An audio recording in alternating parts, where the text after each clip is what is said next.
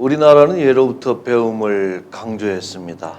자신은 못 먹고 배우지 못해도 자식들을 가르치기 위해서 희생하는 부모님들이 대부분이었습니다. 옛 어른들은 말씀하시기를 사람은 평생 배워야 된다라고 하였고, 또 누구에게라도 배울 것이 있다고 배움을 강조했습니다. 어린아이들에게서도 부모가 배울 것이 있고요, 또한 악인에게서도 배울 것이 있습니다. 저렇게 살아서는 안 되겠구나, 일종의 반면교사로 삼는 것입니다. 성경은 미물인 개미에게서도 배우라고 하였습니다. 세상에서 가장 작고 또 약한 생명체이지만은 여름날 열심히 일해서 겨울을 준비하는 그런 모습은 우리가 배워야 될 내용이기도 합니다. 또한 고난 속에서도 배울 것이 있습니다. 시편 119편 71절 말씀하시기를 고난당한 것이 내게 유익이라 이로 말미암아 내가 주의 율례들을 배우게 되었나이다.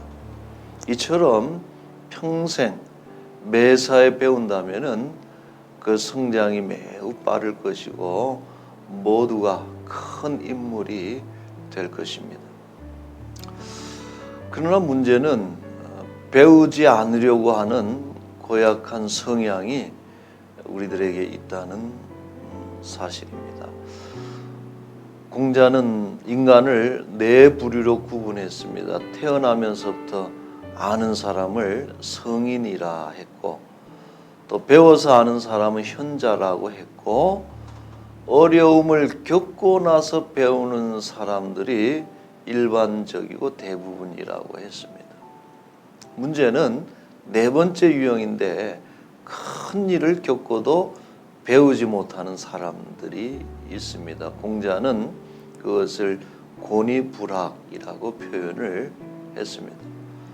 어려움을 겪고 또 비싼 수업료를 내고도 아무것도 배우지 못하고 다시 그 어리석음을 반복한다면은 참으로 어리석은 일이 아닐 수가 없고 의외로 그런 사람들이 많습니다. 그렇다면 왜 우리는 그토록 배우지 않으려고 할까요? 오늘 성경 본문에 답이 등장하고 있습니다. 한 젊은 부자가 예수님께 나와서 선생님, 내가 무엇을 하여야 영생을 얻으리까? 하고 질문을 했습니다. 예수님은 계명을 지키라고 답하셨습니다. 그러자 청년은 자신 있게 계명들을 다 지켰다고 답을 합니다. 이에 예수님께서 한 가지를 더 말씀하십니다. 내게 있는 것을 다 팔아서 가난한 자들에게 주라. 그리하면 하늘에서 보화가 내게 있으리라. 그리고 와서 나를 따르라 하셨습니다. 예수님이 이 말씀을 듣고 청년이 예수님을 떠나갑니다. 배움에 실패한 것이죠.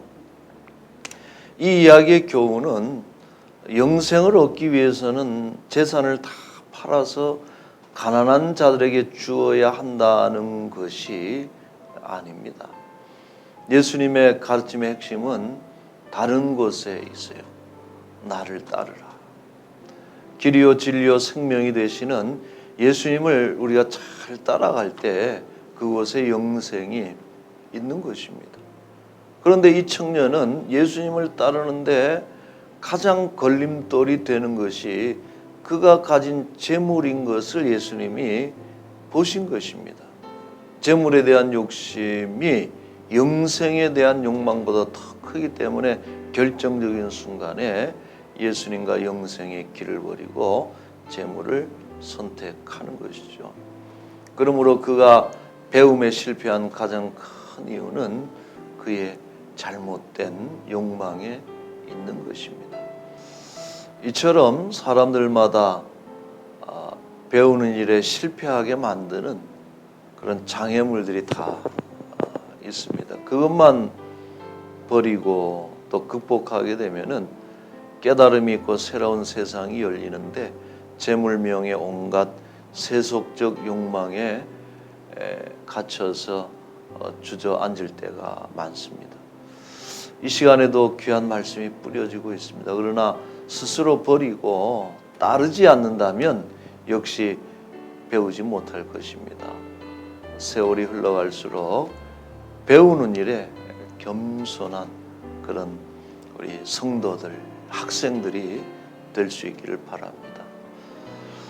위대한 인생들의 공통점 중에 하나는 그들이 배우기에 힘썼다는 사실입니다. 그리고 그들의 배후에는 한결같이 평범해도 귀한 선생님들이 계셨습니다.